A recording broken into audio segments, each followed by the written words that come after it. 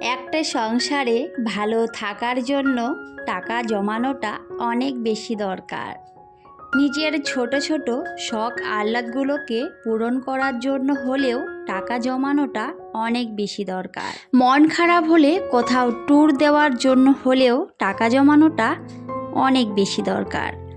তো সময় থাকতে টাকার মূল্য বুঝুন আর অবশ্যই অল্প অল্প করে টাকা জমিয়ে রাখুন। মধ্যবিত্ত পরিবারের বউ হয়েও আমি কিভাবে সংসারের খরচ থেকে হাজার হাজার টাকা জমিয়ে রাখি সেটাই আজকের ভিডিওতে শেয়ার করব। আই হোপ ভিডিওটি সবার কাছে অনেক বেশি ভালো লাগবে আর অবশ্যই উপকারে আসবে। তো ভিডিওটি শেষ পর্যন্ত দেখার অনুরোধ রইল। হ্যালো এভরিওয়ান, আসসালামু আলাইকুম। কেমন আছেন সবাই? আই হোপ সবাই খুব ভালো আছেন আর সুস্থ আছেন। আমরাও আলহামদুলিল্লাহ খুব ভালো আছি। আমার নতুন একটি ভিডিওতে সবাইকে ওয়েলকাম করছি। আশা করছি আজকের এই ভিডিওটি সবার কাছে অনেক বেশি ভালো লাগবে। আজকে ঘুম থেকে উঠতে অনেকটাই দেরি হয়ে গেছিল, সেজন্য আর রাইসটা করতে পারিনি। আবিরের যেহেতু অনেক সকালে স্কুল থাকে, তো সেজন্য কিন্তু আজকে আর রাইসটা করা হয়নি। তো কালকে রুটি করা ছিল, তো সেটাই একটা দিয়ে দিয়েছিলাম আর তার সাথে শুধু একটা ডিম সেদ্ধ করে দিয়েছি। আর রুটির সাথে একটু চিনি দিয়েছিলাম, কারণ আবির রুটির সাথে চিনিটা খেতে বেশ পছন্দ করে, তবে খুবই অল্প দিয়েছিলাম কারণ চিনিটা শরীরের পক্ষে অনেক বেশি ক্ষতি করে। তো যাই হোক, সেজন্য কিন্তু আমি অল্পই দিয়েছিলাম। তো এদিকে কিছু আমার সংসারের প্রয়োজনীয় জিনিস নিয়ে এসেছিল, তো সেটা একটুখানি শেয়ার করছিলাম। আসলে আমাদের কিন্তু বেশিরভাগ সময় মাসিক বাজার করা হয়, তো সেগুলোই কিন্তু নিয়ে এসেছে। তো যেগুলো শেষ হয়ে গেছে শুধু সেগুলোই আনা হয়েছে, আর বাকি যেগুলো রয়েছে সেগুলো কিন্তু আর আনা হয়নি। আর একবারে যদি সমস্ত জিনিস শেষ হয়ে যায়, একবারে যদি সমস্ত বাজার করা হয়, তখন কিন্তু টাকাটা অনেকটা বেশি দরকার হয়। আর এতে কিন্তু একবারে অনেকগুলো টাকা খরচ হলে অনেক বেশি সমস্যা হয়, কারণ আমাদের মতো যারা মধ্যবিত্ত সংসারে থাকে তাদের পক্ষে একবারে অনেকগুলো টাকা খরচ করা অনেকটাই কিন্তু কষ্টকর। তো সেই জন্য কিন্তু আমার যখন যে জিনিসটা শেষ হয়ে যায়, মানে যে কয়েকটা জিনিস শেষ হয়, তখন কিন্তু সেগুলো নিয়ে আসা হয়। আর বাকিগুলো কিন্তু যেগুলো রয়েছে সেগুলো রয়ে যায়, তো পরে যখন আবার সেগুলো শেষ হয়ে যায় তখন কিন্তু আনা হয়। তো এইভাবেই কিন্তু আমি সংসারের খরচগুলো করে থাকি। আর যতটুকু একটা সংসারের প্রয়োজন ঠিক ততটাই কিন্তু আনা উচিত। বেশি আনলে আবার দেখবেন খুব তাড়াতাড়ি কিন্তু সেগুলো নষ্ট হয়ে যায়। তো যতটা দরকার ঠিক ততটাই কিন্তু নিয়ে আসি। আর আমি কিন্তু সুন্দর করে তারপরে একটা একটা করে জিনিস ভরে নিচ্ছিলাম। তো এখানে আমার সংসারের অতি প্রয়োজনীয় জিনিস যেমন চিনি, চা পাতা, তার সাথে ডাল, তেল, এগুলো কিন্তু প্রত্যেকটা দিনই দরকার হয়। আর এই জিনিসগুলো একটু বেশি পরিমাণে কিন্তু লাগে, প্রত্যেকটা দিন যেহেতু দরকার হয়, তো সেই জন্যই অনেক বেশি পরিমাণেই লাগে। তো এগুলো কিন্তু শেষ হয়ে গেছিলো, তো সমস্ত কিছুই নিয়ে এসেছে। তবে তেলটা কিন্তু খুবই অল্প নিয়ে এসেছিল, কারণ এর আগে কিন্তু 3 প্যাকেট তেল নিয়ে এসেছিল, তো সেখান থেকে 1 প্যাকেট রয়ে গেছে। তো সেই জন্য এখানে কিন্তু শুধু 1 প্যাকেট এনেছিল। আমি কিন্তু এখানে একটা একটা করে তারপরে সুন্দর করে গুছিয়ে নিচ্ছিলাম। আর একবারে যদি এভাবে বাজার করা হয় তাহলে কিন্তু সংসারের খরচটা অনেকটাই কম লাগবে।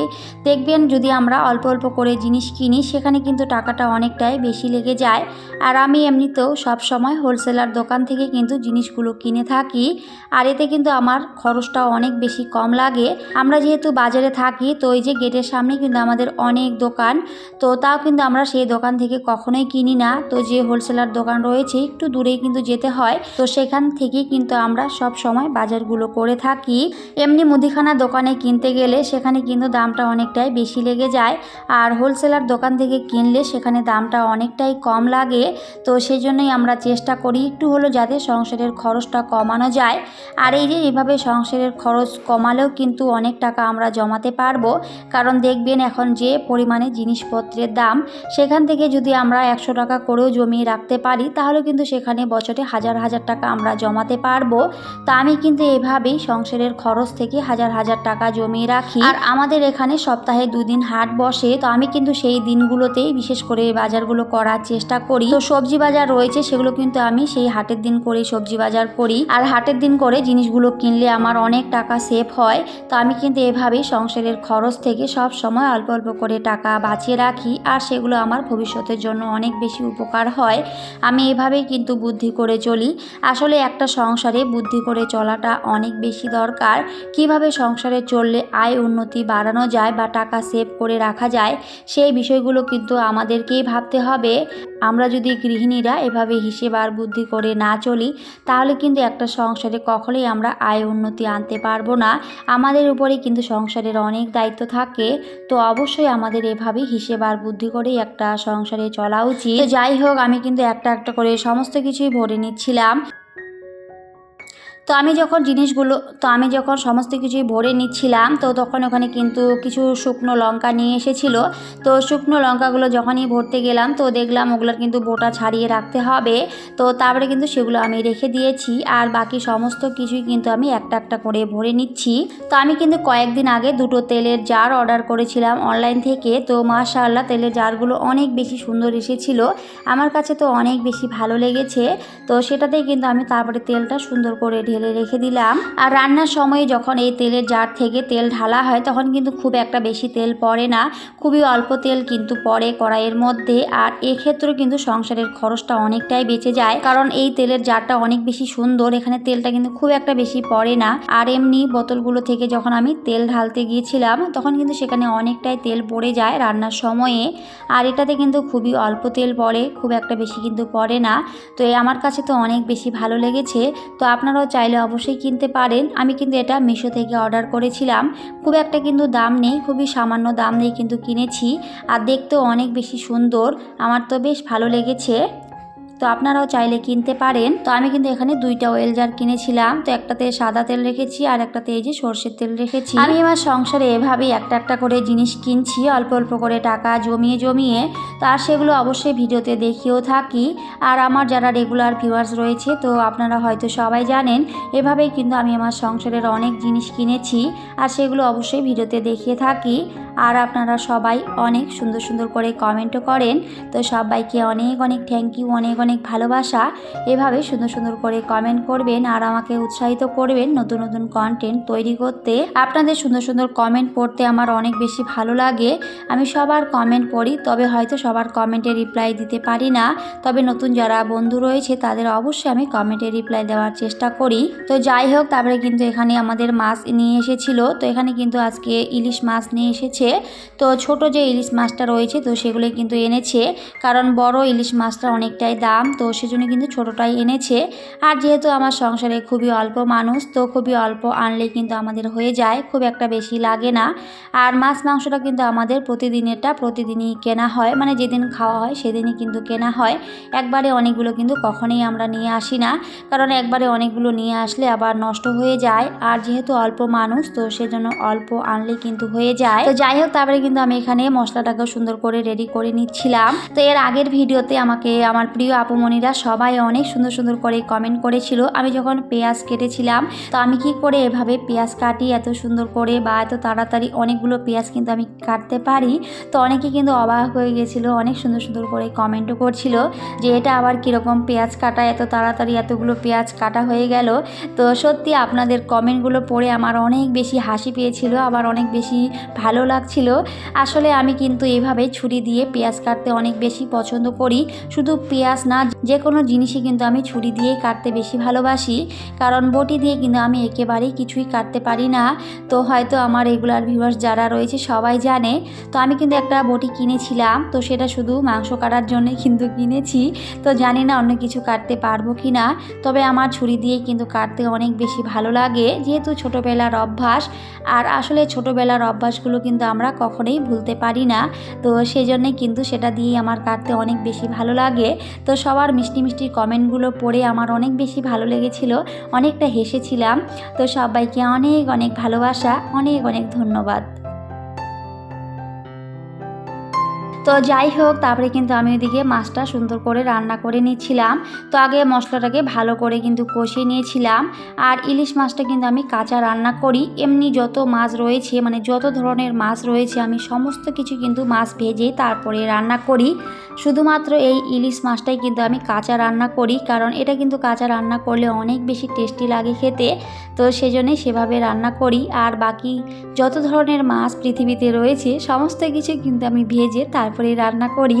তো এদিকে আমি রান্নাটা বসিয়ে দিয়ে তারপরে কিন্তু এদিকে আমি লঙ্কার বোটাগুলো ছাড়িয়ে নিচ্ছিলাম।